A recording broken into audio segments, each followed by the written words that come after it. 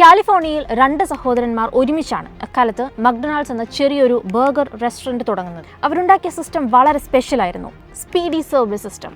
ഒരു ബർഗർ വിൽക്കുമ്പോൾ അതിൽ നിന്ന് ലഭിക്കുന്ന ലാഭത്തിന്റെ വെറും 1.9% മാത്രമായിരുന്നു ഫ്രാഞ്ചൈസി ഫീസായി റേ ക്രോക്കിന് കിട്ടിയിരുന്നത്. മക്ഡൊണാൾഡ്സ് ഇനി വെറുതെ ആളുകൾക്ക് ഫ്രാഞ്ചൈസി പേര് മാത്രം വിൽക്കില്ല. പകരം നഗരത്തിലെ ഏറ്റവും പ്രധാനപ്പെട്ട കവലകളിലും പ്രൈം ലൊക്കേഷനുകളിലുമുള്ള ഭൂമി കമ്പനി നേരിട്ട് സ്വന്തമായി വാങ്ങും, അല്ലെങ്കിൽ ദീർഘകാലത്തേക്ക് പാട്ടത്തിനെടുക്കും. അതിനുശേഷം അവിടെ മക്ഡൊണാൾഡ്സിന്റെ റെസ്റ്റോറൻറ്റ് കെട്ടിടം കമ്പനി തന്നെ പണിയും. ഇനി ഒരു ഫ്രാഞ്ചൈസി ഉടമയ്ക്ക് ഈ ഔട്ട്ലെറ്റ് നടത്തണമെങ്കിൽ അവർ ബർഗർ ഉണ്ടാക്കുന്നതിന് മുൻപ് മക്ഡൊണാൾഡ്സ് കമ്പനിക്ക് 2 കാര്യങ്ങൾ നൽകണം. നമ്മളിൽ ഭൂരിഭാഗം പേരും ജീവിതത്തിൽ എപ്പോഴെങ്കിലും മക്ഡൊണാൾഡ്സിൽ പോയി ഒരു ബർഗറോ ഫ്രഞ്ച് ഫ്രൈസോ കഴിച്ചിട്ടുണ്ടാകും അല്ലേ? ലോകമൊട്ടാകെ 100-ലധികം രാജ്യങ്ങളിലായി 40,000-ലധികം ഔട്ട്ലെറ്റുകളുള്ള മക്ഡൊണാൾഡ്സ് ആണ് ലോകത്തിലെ ഏറ്റവും വലിയ ഫാസ്റ്റ് ഫുഡ് ചെയിൻ എന്നത് നമുക്ക് എല്ലാവർക്കും അറിയാവുന്ന കാര്യമാണ്. എന്നാൽ ലോകത്തിന് മൊത്തം ബർഗറുകൾ വിൽക്കുന്ന മക്ഡൊണാൾഡ്സ് യഥാർത്ഥത്തിൽ ഒരു ഫുഡ് കമ്പനിയേ അല്ല. പകരം ലോകത്തിലെ ഏറ്റവും വലിയ റിയൽ എസ്റ്റേറ്റ് സാമ്രാജ്യങ്ങളിൽ ഒന്നാണ് എന്ന് പറഞ്ഞാൽ നിങ്ങൾ വിശ്വസിക്കുമോ? അതെന്താ, കേക്ക് വിൽക്കുന്ന കട ബേക്കറി അല്ല എന്ന് പറയുന്നത് പോലെ ഒരു വിചിത്രമായ വാദം എന്ന് നിങ്ങൾക്ക് തോന്നാം. പക്ഷെ സംഭവം 100% സത്യമാണ്. ഇന്ന് കോടിക്കണക്കിന് ഡോളർ വരുമാനമുള്ള മക്ഡൊണാൾഡ്സിന്റെ പ്രധാന വരുമാനം ബർഗറോ ഫ്രൈസോ വിറ്റിട്ടല്ല കിട്ടുന്നത്. പകരം തങ്ങളുടെ കെട്ടിടങ്ങളിൽ നിന്ന് പിരിച്ചെടുക്കുന്ന വാടക വഴിയാണ്. ഒരു ഉപഭോക്താവ് എന്ന നിലയിലും ബിസിനസ് പഠിക്കാൻ ആഗ്രഹിക്കുന്ന ഒരാളെന്ന നിലയിലും നിങ്ങൾ ഉറപ്പായും കേട്ടിരിക്കേണ്ട മക്ഡൊണാൾഡ്സിന്റെ റിയൽ എസ്റ്റേറ്റ് മാസ്റ്റർ പ്ലാനിനെ കുറിച്ചാണ് നമ്മൾ ഇന്ന് സംസാരിക്കുന്നത്. So welcome to the profit news.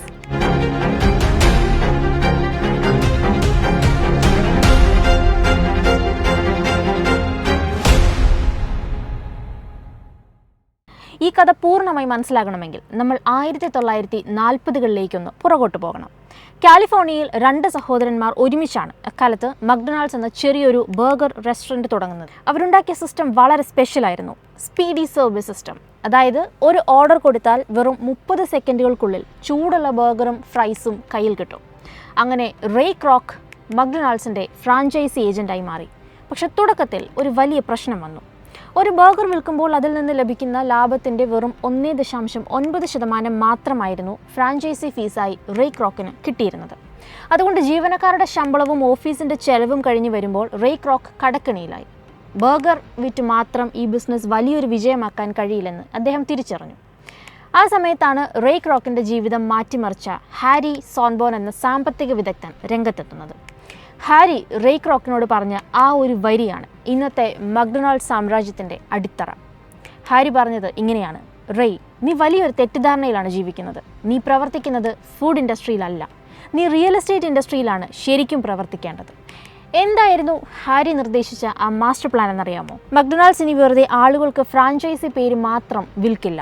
പകരം നഗരത്തിലെ ഏറ്റവും പ്രധാനപ്പെട്ട കവലകളിലും പ്രൈം ലൊക്കേഷനുകളിലുമുള്ള ഭൂമി കമ്പനി നേരിട്ട് സ്വന്തമായി വാങ്ങും, അല്ലെങ്കിൽ ദീർഘകാലത്തേക്ക് പാട്ടത്തിനെടുക്കും. അതിനുശേഷം അവിടെ മക്ഡൊണാൾഡ്സിന്റെ റെസ്റ്റോറൻറ്റ് കെട്ടിടം കമ്പനി തന്നെ പണിയും. ഇനി ഒരു ഫ്രാഞ്ചൈസി ഉടമയ്ക്ക് ഈ ഔട്ട്ലെറ്റ് നടത്തണമെങ്കിൽ അവർ ബർഗർ ഉണ്ടാക്കുന്നതിന് മുൻപ് മക്ഡൊണാൾഡ്സ് കമ്പനിക്ക് 2 കാര്യങ്ങൾ നൽകണം. ഒന്നാമതായി വലിയൊരു ഫ്രാഞ്ചൈസി ഫീസ്.